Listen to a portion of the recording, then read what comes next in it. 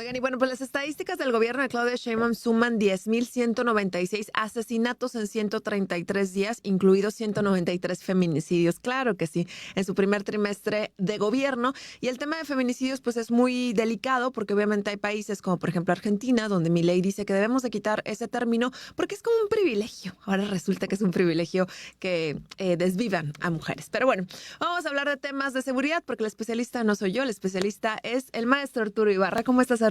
Arlencio Tapia, por favor, un gran honor estar en tu programa. No, hombre, a nosotros nos honras mucho porque además siempre tienes información bien precisa, datos sumamente interesantes y obviamente tu opinión de temas de seguridad. Oye, yo sé que no es el tema, pero ahorita hablando de los feminicidios, ¿cómo ves que quieren quitar el término de feminicidio en Argentina y que podría ser en otros países, ¿no? Como por ejemplo Estados Unidos, que es muy cercano, por ejemplo, a Milei.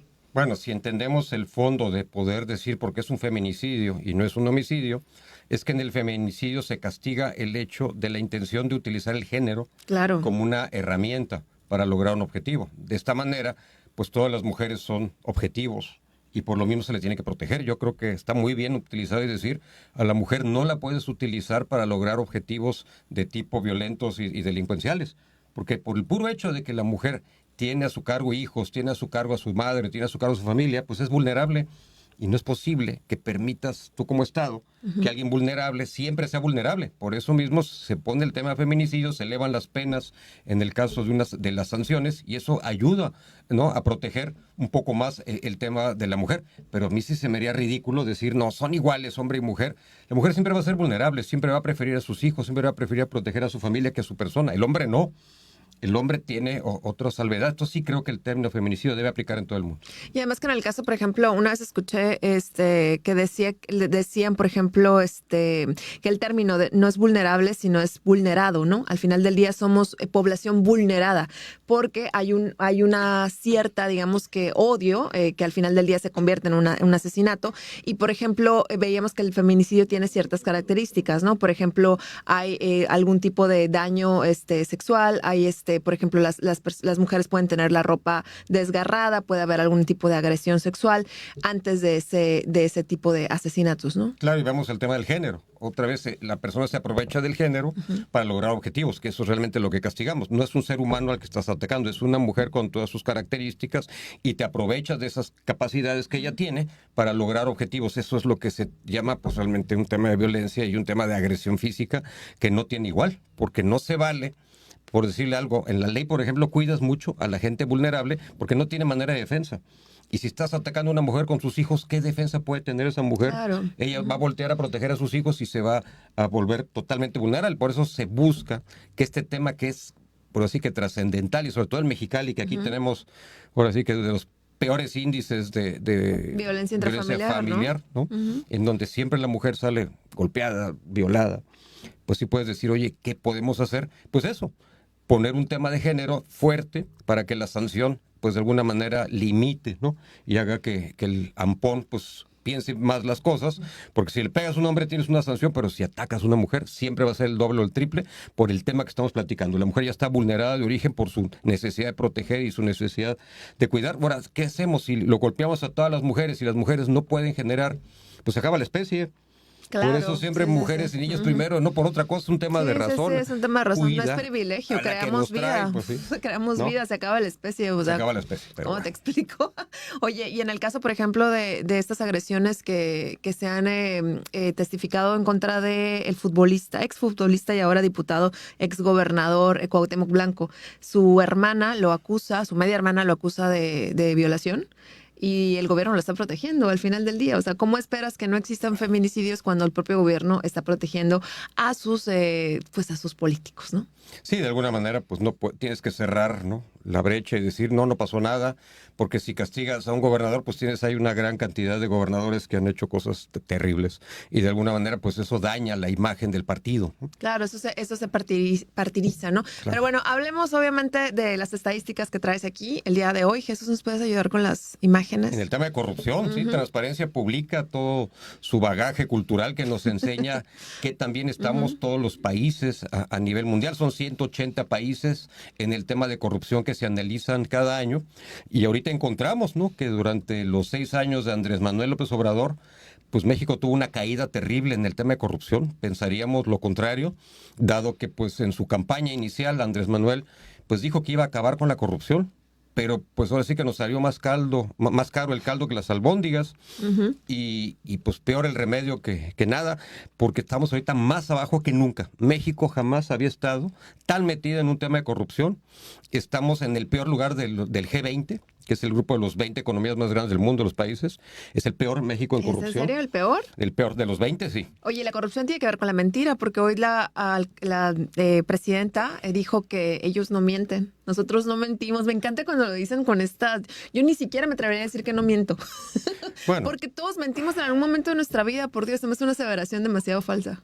Vamos a entender que tal vez las estadísticas pues tienen que ver con las fuentes, cómo se generan, y pues el estándar de Transparencia Internacional, que hace evaluaciones en 180 países, no es cualquiera, y en base a eso te da un ranking, es decir, un ordenamiento, y nos aclara que México está, por ejemplo, en el lugar 20 de 20, el más corrupto del grupo de los 20.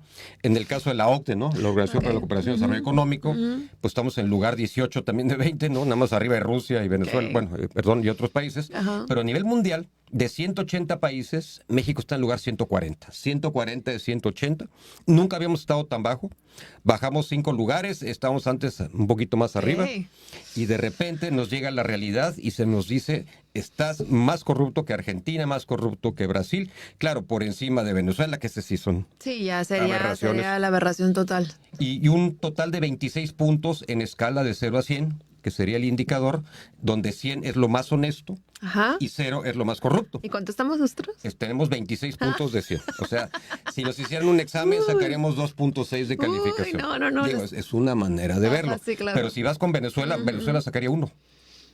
Pero pues ya estamos cerquita de 2-1, digo, no hay tanta arriba diferencia. Arriba de Rusia, ¿no? Pero sí es triste que antes estábamos arriba de Argentina, arriba de Brasil, y ahorita estamos muy por debajo de Argentina, con 30 y tantos puntos, Brasil también 30 y tantos, y México en la categoría de 26. Es algo terrible, terrorífico, porque si no frenamos esa caída, nos dice la estadística que tiendes todavía a caer aún más. Sí, porque entre más te encharcas en el lodo, dices, pues estoy aquí manchadito, pues sigamos, ¿no? Dando. Pero la pregunta es, ¿cómo llegamos ahí?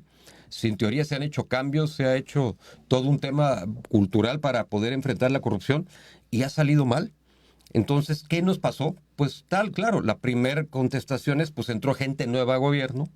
Ahí está Segalmex y esos fraudes de miles de millones, pues obviamente alguien se aprovechó, y eso lo castiga la opinión pública por medio de este indicador de Transparencia Internacional. La gente no es tonta, la gente indica, porque es un índice de percepción de corrupción, en donde la gente dice, yo detecto más corrupción que antes. Oye, y esto es a nivel mundial, para que no digan los gobiernos que son nuestros detractores, no nos dicen detractores, ¿cómo dicen nuestros adversarios? Bueno, esto no es para echar culpas, esto realmente es para preocuparse. Claro, para trabajar. Y poder entender que no va a haber política pública, no va a haber realmente buenos fondeos a la comunidad, a la sociedad, porque realmente el mandato, como se dijo, el mandato es social, y la gente va a pedir tarde que temprano justicia en el tema de corrupción y castigo fuerte, porque no olvidemos, la corrupción daña siempre al más débil, al igual que la inflación, y en este caso, pues un día nos preguntamos, ¿por qué no hay medicinas? ¿Por qué no hay cómo cuidar el cáncer? ¿Por qué no hay...? Que ya está pasando. Ahí tronó la corrupción. Ahí nos podemos dar cuenta que por no cuidar la corrupción estás dañando población muy, muy, muy vulnerable, que no tiene nadie que la proteja. O sea, ¿qué hospital va a decir, a mí me quitaron medicinas? Es imposible. ¿Sí? Lo único que van a decir es, no puedo sanar gente, y el que paga el pato al final del día con sus enfermedades y dolencias, pues son las familias. O sea, realmente para mí la corrupción siempre ha sido un ataque al núcleo familiar. Claro, sí, es el primer afectado. Y por eso cuando te preguntas, ¿por qué México está tan mal? Pues una de las respuestas es, pues porque no hemos combatido la corrupción, seguimos pensando que no es tan dañina, que como decía alguien, es que es un buen distribuidor de la riqueza para que todos tengan dinero. Pues sí, pues igual también el narco es un buen distribuidor de la riqueza, pero no puede ser que en un país con una economía informal tan amplia, tan grande como la de México, andes valorando lo negativo como algo positivo. Claro. La corrupción no puede ser algo positivo, señores, tenemos que enfrentarla, nos guste o no. Y como me decía alguien, pero entonces si yo hago todo bien voy a ser pobre. Y yo le decía, no, vas a tener una oportunidad de ser honesto. Y si tú tienes esa oportunidad y construyes con toda la gente que te rodea, porque la gente ve, observa y dice, oye, si este es honesto, ¿por qué yo no también? Probablemente entre todos sí construyamos una mejor sociedad en donde todos tengamos acceso a mercados de capital, de dinero, de una manera honesta. Sí, hay que hacerlo en lo pequeño, ¿no? Porque de repente juzgamos mucho a los políticos y decimos, no, es que el nepotismo en la política, no, que esto, la corrupción, el robo, hormiga y demás, y lo hacemos en lo pequeño, lo hacemos en la familia, lo hacemos en nuestros trabajos, y esto es una doble moral. Claro que afecta más cuando estás arriba, pero obviamente sigue afectando en cualquiera de los pisos a los que estemos destinados a trabajar. Así que es importante también tener esta moralidad. Y el impacto en seguridad, pues es terrible. Imagínate, siempre los cuerpos de seguridad son los más vulnerables ante la corrupción, porque de alguna manera, pues tenemos muy malos sueldos para los policías, no tenemos un tema de seguridad social para la policía. La policía no puede pedir un préstamo, no puede tener una tarjeta de crédito, apenas el Infonavit. Casi todos los policías van a hospitales públicos y no siempre salen bien, ¿no? Tristemente. Es decir, tan ilógico, porque son las personas que están cuidando nuestra seguridad y obviamente si no tienen la posibilidad económica, ¿qué van a hacer? Pues corromperse. Y pues por eso la corrupción de alguna manera pues los permea y es muy triste el que muchos policías desertan, muchos soldados desertan y al final acaban siendo un daño para la sociedad. Entonces por eso la corrupción la tenemos que enfrentar y la única manera pues es con políticas públicas, ojalá y que realmente nos permitieran a los sistemas anticorrupción estatales que son independientes que llevaran a cabo la batuta en el tema enfrentar la corrupción, porque no se ha dejado realmente. Si algo hemos visto con los gobiernos de la 4T es que ellos quieren ser juez y parte, ¿no? Y no como diría mi abuelita, pues perro no come perro, ¿no? Entonces claro, va a ser muy difícil que alguien de gobierno ataque a alguien de gobierno. Es realmente ridículo. Necesitamos que sea la sociedad, por medio de mecanismos independientes, la que señale y diga, aquí está la cuestión, y ya entonces entrarán las fiscalías, que también son independientes, anticorrupción, y realmente enfrentar. Pero no se ha querido llevar eso a cabo, tal vez en un momento dado, porque eso sí realmente va a dañar fuertemente a todo el tejido público, es decir, el tejido que se genera con las instancias de gobierno, y que entre ellos, pues obviamente han heredado, porque sí, también hay que decirlo, se hereda la corrupción, pero ellos en vez de frenarla, al parecer han patinado sobre ella y le han seguido. Eso es lo que podemos decir en este programa. No se vale utilizar el pasado para hacer peor el presente. Necesitamos frenar el pasado y poder ofrecerle a la ciudadanía soluciones nuevas. Ahorita no se lograron. Entiendo que porque tal vez un cambio de régimen pues dejas atrás este tipo de temas que son escabrosos y dañan mucho la opinión pública. Imagínate andar sacando a todos los funcionarios públicos que robaron, pues imagínate, sería terrible, porque la gente diría, ay, son de Morena y son rateros. Entonces, por eso entiendo que el tema partidista limita la función de enfrentar la corrupción, porque al final del día, pues sí los tienes que sacar y decirle a la sociedad, esta gente cometió errores y graves contra la ciudadanía, y por culpa de ellos mucha gente está muriendo, muchas familias están perdiendo a sus seres queridos, y entonces tal vez ya la gente diría, pues ya es momento de hacer lo que pasó en Singapur, ¿no? Que metieron a la cárcel a más de 5,000 funcionarios, ¿no? Y muchos de ellos pena de muerte. Y dirías, ¿cómo? Sí, por haberte robado tanto, pena de muerte. Porque al final del día lo que ellos roban le afecta a la vida de las personas, ¿no? El día de ayer publicaba Sergio Troches en el Enlace Informativo que funcionarios del ISSSTE saquean medicamentos e insumos de clínicas del Valle de Mexicali. Imagínate. Si está hablando que no hay medicamentos en las clínicas y todavía están saqueando estos medicamentos y son los propios funcionarios, pues ahí estamos hablando obviamente de corrupción. Por completo. Y bueno, pues al final del día la corrupción siempre va a seguir permeando porque no vemos que exista realmente en los lineamientos de la propuesta de gobierno de Claudia Sheinbaum realmente un apartado fuerte. Es decir, la corrupción la vamos a combatir entre todos. Es un problema de Estado, no es un problema de gobierno. Es un problema de Estado donde estamos todos, sociedad, gobierno, territorio, etcétera. Y de alguna manera sí entendemos que con todo lo que llevó a cabo Andrés Manuel, pues no tenemos manera de fiscalizar mucho de los gastos. No sabemos nada del Tren Maya, no sabemos nada de la refinería de Dos Bocas, no sabemos nada del Tren del Istmo. Lo que sí sabemos es que el dinero que tenemos gastado no sabemos cómo recuperarlo. Tenemos un boquete fiscal equivalente a 5 sexenios y lo que pues vamos a tener que hacer va a ser ajustarse el cinturón y esperar que estos proyectos, que de alguna manera en su momento fueron vendidos como productivos, pues no nos sigan quitando el dinero para las medicinas, para los hospitales, para las escuelas. Pues se ha reducido mucho ese tema. ¿Qué pasó con la megafarmacia, También otro grave problema. Nunca tuvo un buen fin. No fue el planeado por gente inteligente, digo aunque se oiga feo, ¿no? Fue nada más un tema, pues sí, de político, de vender algo que se oía padrísimo. Una alternativa. Pero no funcionan así las cosas. Realmente las medicinas no van de lo general a lo particular, siempre van de lo particular a lo general, es al revés. Entonces aquí lo ideal era haber hecho una mega farmacia, pero en miles de, como el doctor Sime o las farmacias del ahorro, que eso es realmente lo que la gente puede percibir, ¿no? Cambiando de tema, no drásticamente, pero hablando de Harfush y los militares. Wow. El hijo de María Sorte, que por cierto es en una novela. Pues bueno, ahora sí que si comparamos la seguridad en este sexenio, lo que llevamos, meses, con lo que se vivió los pasados 6 años, pues sí hay un cambio trascendental, porque en su momento, cuando llega Andrés Manuel, pues oye fuerte, pero sí militariza la seguridad y le da el control absoluto de la seguridad a los generales del ejército. Aunque dijo abrazos no balazos, ¿no? Y les dijo a los generales, van a tener ustedes el control de la seguridad por encima de las policías estatales. Desaparece la Policía Federal, para lo que no quede duda. Tristemente, porque la Policía Federal había hecho cosas muy, muy buenas, realmente maravillosas. Se echa encima Estados Unidos, desde el momento que quita la Policía Federal, que era la que daba resultados a todo el tema estadounidense, que tenían ya 30 años de conocimiento con las agencias de seguridad de Estados Unidos, y empieza una nueva era en el tema de la seguridad. En base a que el ejército es ahora el que manda, el que dicta la política a seguir en el tema de seguridad. Tristemente el ejército pues no es su área. La verdad, ellos, seguridad nacional es una cosa muy diferente a seguridad interior. La seguridad interior obedece a las leyes, ¿sí? Y es muy difícil que un soldado tenga el control de las leyes, no sabe llevarlas, no sabe rendir informes policiales homologados, no sabe cómo realmente llevar a cabo una aprehensión. Siempre fue algo delicado y pues sí, tristemente el soldado es fuerza letal, lo dijimos siempre, letal, no legal. Ellos van a destruir al enemigo.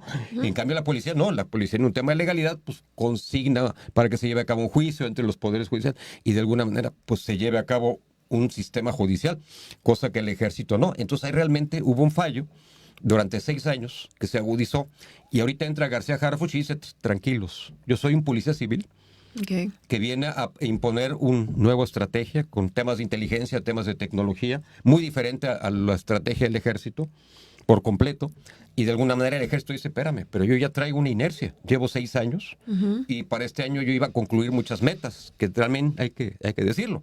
Sí tenían muy buenos logros, aquí realmente el general Tizoc, que fue cambiado, pero sí nos presentó, lo vimos la vez pasada, varios temas que sí habían funcionado en el tema de delincuencia y violencia, y de repente llega García Harfuch y dice, ahora yo voy a tomar el control absoluto del país. Sí tiene muy, muy buenos proyectos, realmente podemos aplaudirle, como siempre lo hemos dicho. García Harfuch es un parteaguas en la seguridad de este país, pero claro que incomoda al ejército. Sería muy difícil decir que no. El ejército tenía su estrategia, muy diferente a la de García Harfuch. La de García Harfuch, mucho más temas de inteligencia, mucho más temas sociales, mucho más temas de impacto en ciertas regiones. Y ahí tenemos, ¿no?, cómo divide él el país. Y claro, sí se ve como que Estados Unidos está de alguna manera aplaudiendo a García Harfuch. García Harfuch es el contacto con las agencias de seguridad de Estados Unidos. Y pues sí, realmente creo que está funcionando. Y nunca funcionó con los militares, porque los militares traían otro mandamiento y pues por algo sale el general Cienfuegos, ¿no? Con nuestra presidenta, cuando ella dice, limita a Estados Unidos, aquí la soberanía es primero, ¿no? Y el general Cienfuegos, que es acusado, no lo olvidemos, en Estados Unidos por tener vínculos con la delincuencia organizada. Entonces es una escena muy fuerte en donde el ejército dice, pues no nos vamos a ir, aquí estamos y seguimos siendo los garantes de seguridad. Y García Harfuch, pues sabemos que lo tiene que aprender a llevar. También sería ridículo quitar por completo al ejército y volver a generar una policía federal, que es lo que están haciendo muchos estados, ya lo habíamos platicado, ¿no? Hacer sus propias policías estatales. Como el caso de Chiapas, ¿no? Que nos decías, ¿cómo ¿no? le llamaban? PACAL. Los PACAL, claro. La Fuerza de Impacto PACAL, que pues sí, son gente de la Policía Federal que sabe muy bien cómo enfrentar delincuencia organizada. Contratados por gobierno estatal. Contratados por gobiernos estatales, diciéndole al ejército, pues... Con permiso, ¿no? Con permiso, porque tú traes cuestiones que es muy difícil. El gobierno es muy difícil integrarlo, porque volvemos a repetir, ellos traen otro tipo de pensamiento, otro tipo de mando. Ellos son fuerza letal, excelentes para lo letal, pero muy difícil que el ejército pueda meterse a las colonias, hablar con las doñitas, conseguir temas de información, de inteligencia comunitaria. Nada que ver, no tienen proximidad con la sociedad. Y además que no les importa el tema de los daños colaterales, ¿no? Que los daños colaterales seríamos los ciudadanos en general. Y negarlo al ejército es muy necesario, pero tal vez en otros ámbitos, para ciertos aspectos de la seguridad, no para todos. Y es lo que está haciendo García Harfuch, que la sociedad civil cubra su porcentaje alto de sistemas de seguridad y dejar al ejército, claro, cuando hay enfrentamientos, y para eso está el ejército, para fuerza letal, donde ellos sí no tengan, ahora sí, haz lo que tengas que hacer, pero acaba con esto, pues esa pudiera ser la fuerza del ejército. Sin embargo, ahorita Estados Unidos, veas que nos tiene restringidos, quiero ver qué hacen. 10,000 elementos viajaron de todo el país, ¿y a qué estado crees que fue la mayoría? No sé. Aquí. ¿Aquí? Baja California, de los 10,000, 3,000 elementos nuevos llegaron.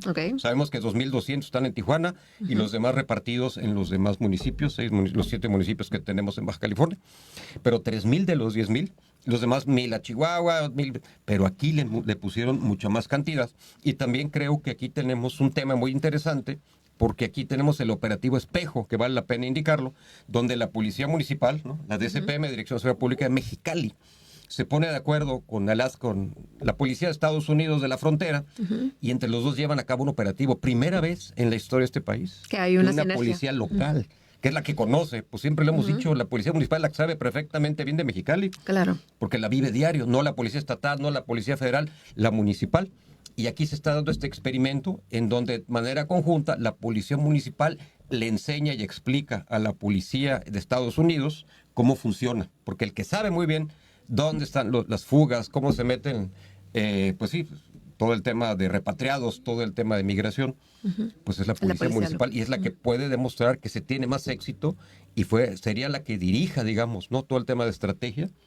Y entonces, si esto funciona bien en Mexicali, que vuelvo a repetir, Mexicali es ahorita el número 1 en todo el país en eso, pues al rato todas las más policías van a tener que venir aquí a Mexicali a tomar cursos, ¿no? Y aprender cómo la Policía Municipal puede ser realmente el principal actor en el combate a la migración y el tema de repatriación negativa, ¿no? Que pueda ocurrir por parte de, pues sí, la gente mexicana y Estados Unidos. Oye, recordando el tema que acabas de decirlo de Cienfuegos, acusado ya en nexos con el narcotráfico, recordemos que hace poquito acaban de asegurar que el gobierno de Estados Unidos, que AMLO estaba ligado obviamente con el narcotráfico y que le había cedido bastante terreno al narco en esos últimos 6 años.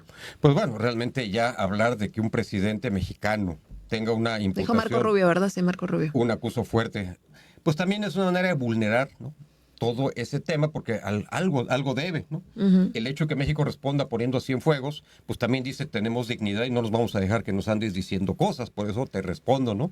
Es muy fuerte en un tema mediático que México se sigue defendiendo, porque al final del día, pues es su ejército, claro, que de alguna manera, pues es la efigie mexicana por excelencia, es el sello.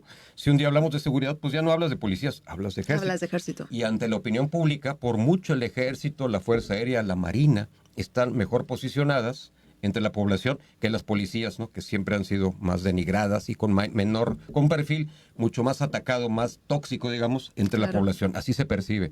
Entonces sí veo que el ejército tiene una manera de decirle a Estados Unidos, tranquilo. Una cosa es lo que tú pienses y otra cosa es lo que vivimos nosotros y de alguna manera te vamos a explicar cómo funciona. Y tal vez eso sea un buen principio para identificar entre ambos creo que se tiene que llevar a cabo una policía binacional, lo hemos dicho hasta el cansancio, ¿sí?